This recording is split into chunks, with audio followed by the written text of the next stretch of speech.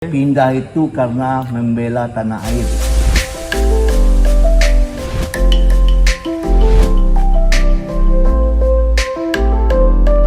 Assalamualaikum warahmatullahi wabarakatuh. Dumsana Info Sumbar Sadonyo. Kebetulan tim Info Sumbar Tabang kami Mika untuk mendukung peliputan kontingen Sumatera Barat, kontingen Ranah Minang bertanding di klaster Mimika yang memperebutkan tanding di 6 cabang olahraga PON Papua 2021. Kita di cabang olahraga biar. Dan kebetulan sekali technical delegatnya adalah orang Padang, orang Sumatera Barat yang pernah membela bendera Ranah Minang di PON Papua 2000 Di PON 2008. PON 2008. Siap. Kita kenalkan dulu. Uda Robi Swarli. Yes. Siap.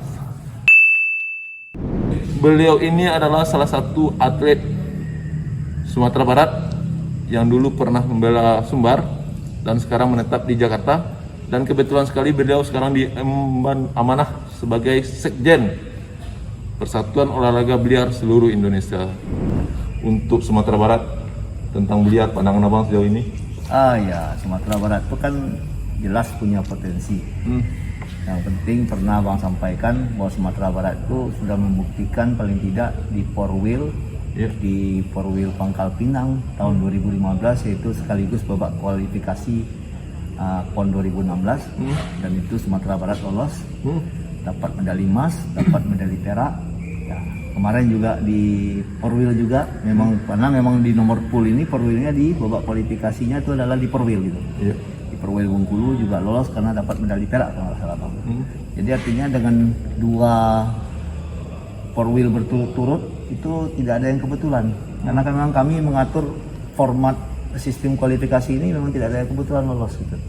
Nah, tinggal sekarang bagaimana kita memaintain potensi yang ada ini untuk menjadi kenyataan, dan Abang ikut berdoa mudah-mudahan. Amin. Insya Allah bisa dapat. Bang, kok bisa Bang ke Jakarta, Bang?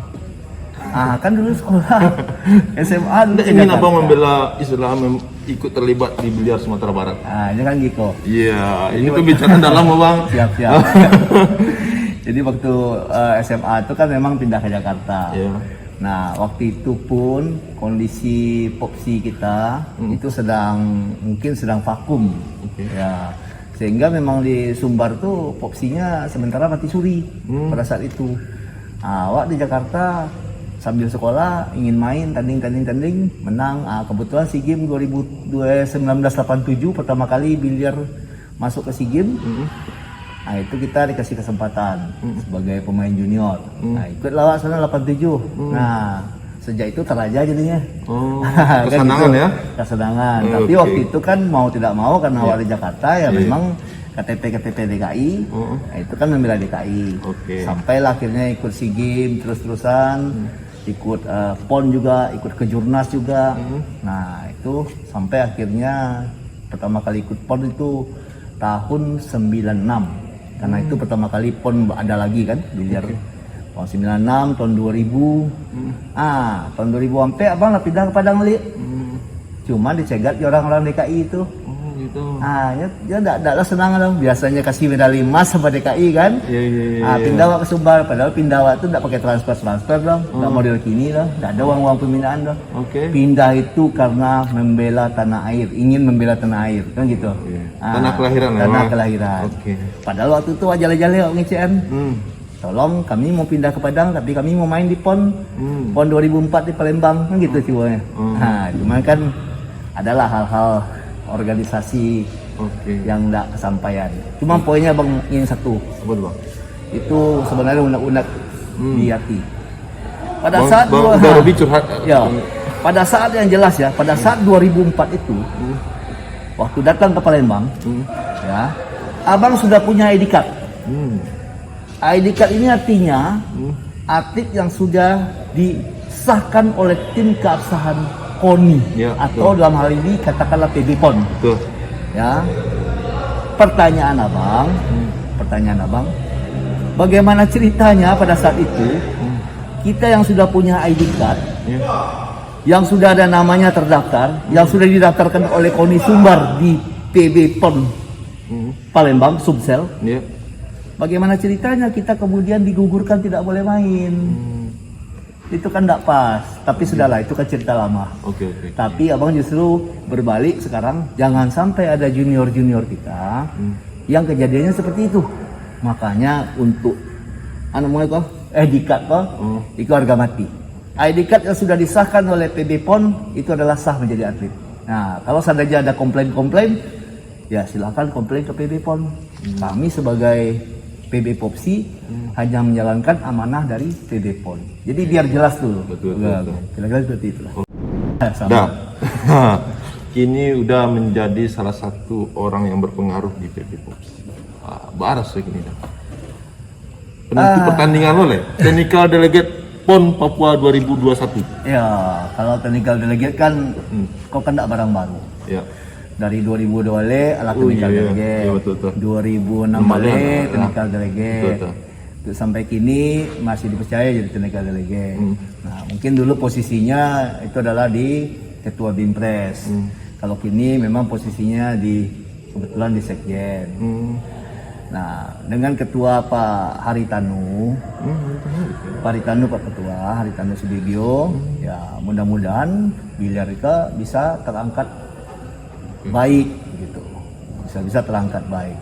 Kalau rasanya seperti apa, sama saja, tidak ada bedanya bang ketika bang ketua Bimpres, ketika bang atlet dulu, ketika bang sekarang misalnya jadi sekjen, tidak ada, sama saja. Apa bedanya? Iya. Tapi ada bedanya, tunggu dulu. Secara organisasi, kita mau organisasi tertib. Iya. Nah, itu yang penting. Jadi kalau organisasi tertib gimana?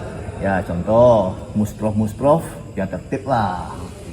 Sesuai dengan ADRT, kan seperti itu. Betul. Apakah yang dulu tidak sesuai dengan ADRT? Sesuai. Ya, artinya semuanya juga sesuai. Tapi artinya kita lebih ketat, lebih tertib. Supaya betul-betul apa yang tersurat dan tersirat di ADRT itu ya sama-sama kita jaga supaya tidak ada pilih-pilih kasih. Begitu. Oke. Dah, seketik lagi udah. Masalah selama ini biliar di Sumatera Barat bukan istilah permainannya yang agak abal gitu kan, istilahnya orang mencaliak gitu kan akrab. Kalau dari segi prestasi dah, banyak rancak di Sumbar tuh dah. Apakah harus mempunyai tempat sarana yang bagus atau memang kurang sarana di Sumbar kalau mencari kemenangan? Kalau sarana sekarang tuh lah banyak biliar Padang ya. Alah. Artinya cukup kuat kan. Nah, kejuaraan ada? Kejuaraan abang lihat banyak kejuaraan. Nah, cuman perlu ada penataan. Ketika barang ini sudah banyak, jadi kan gitu. Ibaratnya orang tuh telur sama ayam, bukan telur sama daging. Jadi artinya kalau memang barang itu banyak, mari ditata yang baik. Dipilah-pilah, dibuat jenjangnya.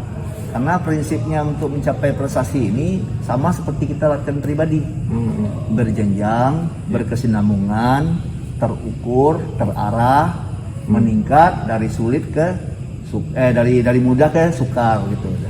Seperti itu. Nah, pertandingan pun seperti itu. Kita tata pertandingan yang baik, yang mana pertandingan yang gini kita atur secara organisasi kita atur. Nah, itu memang cukup penting. Masalah sarana Padang Sumbar sudah punya. Bahkan di KONI-nya pun sudah memfasilitasi baik meja, baik tempat. Nah, sekarang bagaimana dengan program? Memang ini kendala.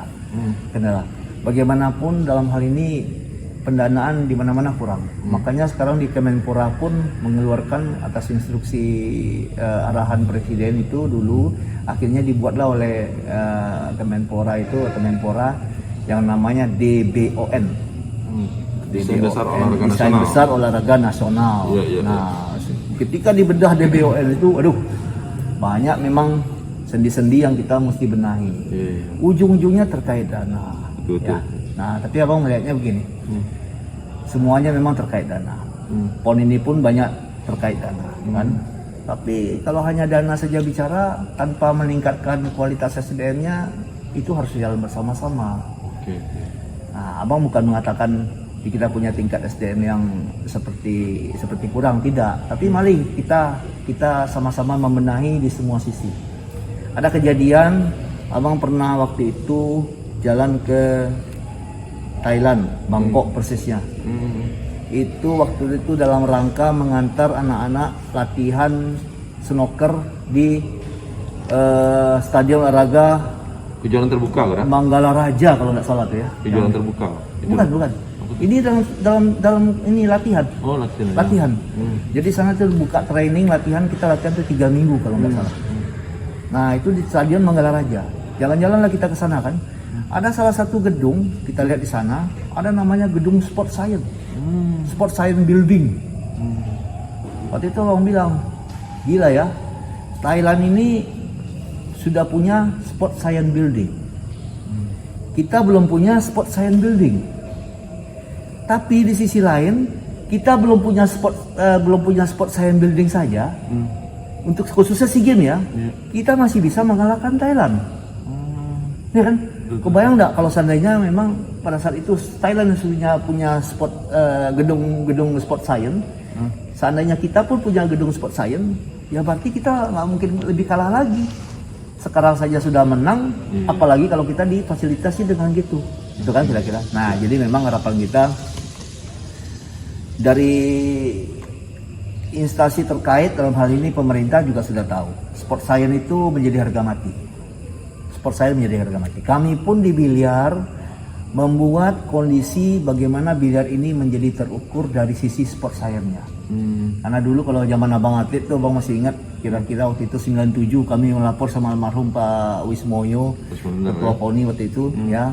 Pelatih kami melapor katanya bahwa biliar ini tidak terukur. Jadi mohon maaf sehingga prestasi itu abu-abu. Padahal abang bilang tidak. Sejak itulah kita berniat, bertekad membuat Sport Science. Nah, hasilnya ada. Apa hasilnya? Itu kami buktikan. 97 kita SEA Games, memang dapat waktu itu 2 medali perak. 97. Tahun 97 di Jakarta kita tuan rumah. Tuan rumah ya. 2 medali perak kita dapat. 1 nomor single, 1 di nomor tim. Tahun 99 SEA Games di Brunei, kami bikin Sport Science sendiri. Kami kaji sendiri, kami teliti sendiri. Buktinya kami medali emas. Di SEA Games kita medali emas buktinya.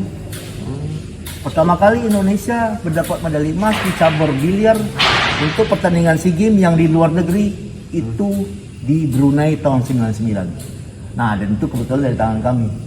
Jadi ya mohon maaf, jadi itu kenyataan sejarah. Nah, itu yang kita harapkan bagaimana ke depannya Sport Science ini selalu mengiringi. Sehingga tidak ada lagi misalnya, Bang, Sumbar gimana Bang? Abang tinggal tanya. Anak-anak Sumbar game levelnya berapa? Oh, lah bisa mengacu ke situ. Langsung aja udah. Betul. Berapa game levelnya? Oh, game level kami misalnya sekian Bang, oh, udahlah. Bang nasional berapa misalnya? Cowok ya, putra ya. Bang nasional game levelnya berapa? Nasional tuh game levelnya 9, enggak tawar lagi. Oh ya Bang, kami berapa kamu? Kami 8 Bang, udahlah pulang aja lah dulu, enggak usah lah. Kira-kira seperti itulah. Bang, balik ke prestasi tertinggi Bang selain ini. Siap. Kalau nggak salah, Bang udah Robiak ke pemirsa pernah kalah dan dikalahkan pebeliar Filipina ya. Bertanding Evan Reyes. Kalau sana ingin tahu Evan Reyes, cari di YouTube beliau. Itu peringkat orang perak ya? Enggak. Jadi waktu itu pernah Bang 2 kali ketemu sama Evan Reyes. Enggak, dua-duanya kalah. Jadi waktu pertama pernah kejuaraan dunia di Cardiff. Itu kalau enggak salah kejuaraan dunia yang Abang ikut tuh tahun 99 kalau enggak salah. Kejuaraan dunia di Cardiff, Inggris. Nomor 9 ball. Nomor 9 ball. Bola spesial beliau warna kan? Iya, nah tapi waktu itu kan kita di penyisian grup. Satu grup ada 8 orang. Mainnya race-nya cari 5, tapi sistemnya setengah kompetisi. Jadi ketemu semua tuh. Itu ada waktu itu ada ketemu sama Evan Reyes. Waktu itu kalah kalau nggak salah skornya 5-3. Terus ada lagi ketemu waktu Abang lupa sudah Guinness atau masih San Miguel tuh di Jakarta. Waktu di Hanggar. Ketemulah sama Evan waktu itu. Posisi kalau tidak salah udah babak 8 besar mesti gugur. Itu cari 9. Unggul awal 87, kalah akhirnya 98. Juga Badian. Tapi beliau sampai kini masih main nggak Pak? Masih main di YouTube-nya masih main ya, tapi bagaimanapun tetaplah Itu saya dulu di sana. Nantikan liputan kami selanjutnya di Timika. Banyak orang awak yang berkiprah di nasional, baik itu wasit, technical delegate model Udaro BO. Mudah-mudahan apa yang kami hasilkan hari ini bisa bermanfaat untuk sana. Sampai jumpa. Assalamualaikum warahmatullahi wabarakatuh. Waalaikumsalam. Terima kasih.